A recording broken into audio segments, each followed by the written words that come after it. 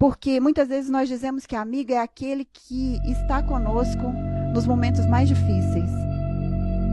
Mas eu tenho certeza que você, mesmo não simpatizando muito com alguém, você vai dar o seu ombro para uma pessoa que está sofrendo, mesmo não gostando tanto dessa pessoa.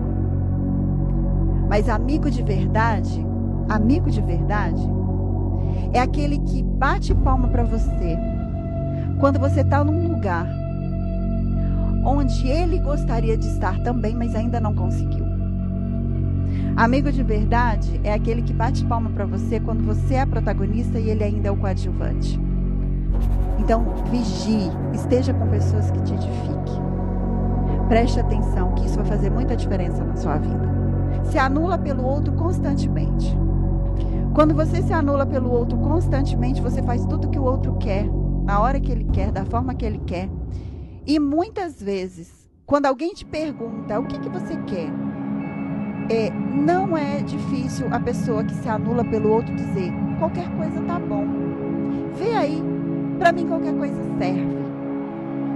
Deixa eu te falar, não. Qualquer coisa não serve. Para você não pode servir qualquer coisa. Você tem que começar a acreditar que você realmente merece o melhor. Então comece a prestar atenção se você está sempre se anulando pelo outro, deixando sempre o outro se priorizando, colocando sempre o outro, beneficiando sempre o outro e se colocando sempre para depois. Essa é a primeira característica. Não saber dizer não. Essa eu acredito que deveria ser a primeira. Eu fiz um vídeo falando sobre não saber dizer não. Quando a pessoa ela não sabe dizer não e fala sim para tudo, no fundo, ela quer ser admirada, vista e amada.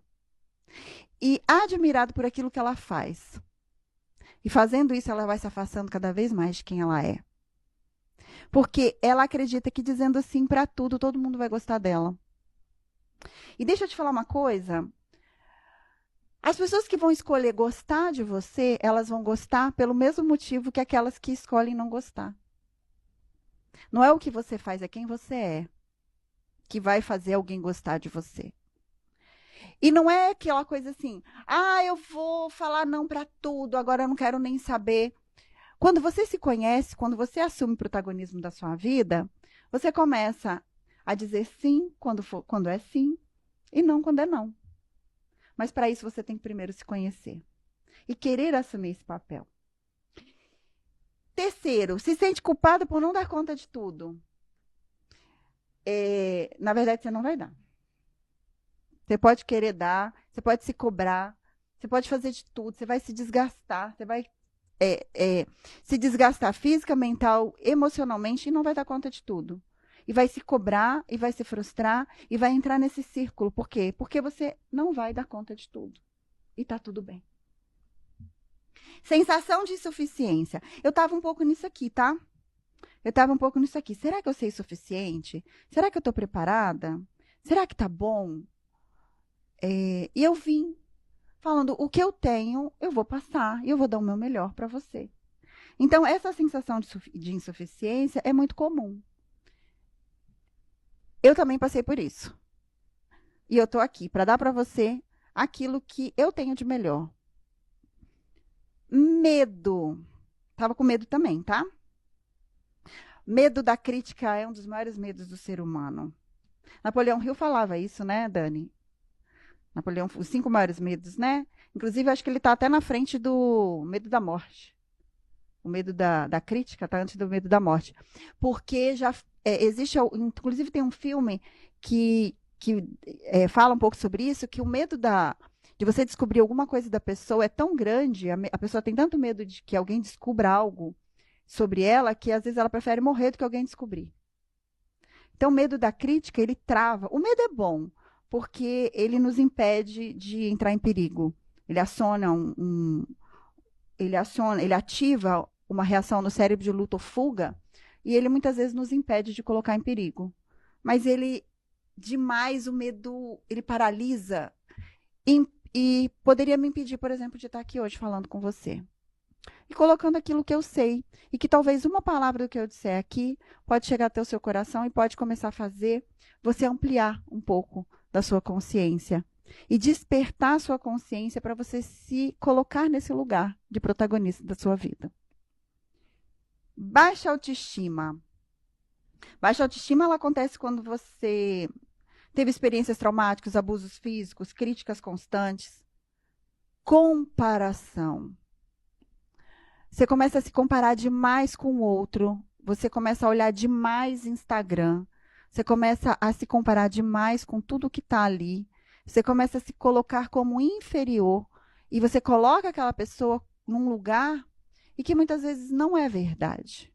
Então, a comparação, eu acho que ela é uma vilã, ela é terrível para você baixar sua autoestima. Se eu pudesse te dar um conselho, se tem pessoas que faz você se incomodar com aquilo que você está olhando e faz você se sentir inferior de alguma forma, para de seguir. Para de seguir. Se não está te fazendo bem, se te incomoda, se de alguma forma traz um sentimento, uma sensação que te incomoda, para de seguir. Faz isso para você. Faz esse ato de amor para você. Inconstância. Quer, não quer. Começa, para. Tem vontade e não continua. Não vai chegar a lugar nenhum. Esses são alguns dos tópicos que eu coloquei de quem está vivendo na coadjuvância. Eu vi mais de 14. Medo da crítica também tinha. Tristeza, angústia, comparação, como eu já falei, tinha outros lá. Inveja, também inveja. Ah, eu não tenho inveja. Ninguém tem inveja. Mas muitas vezes eu já tive inveja. E por sentir inveja, eu parei de seguir. Por quê? Porque olhando para o outro,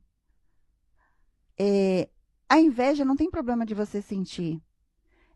O que você tem que prestar atenção é o que você faz com esse sentimento quando você sente.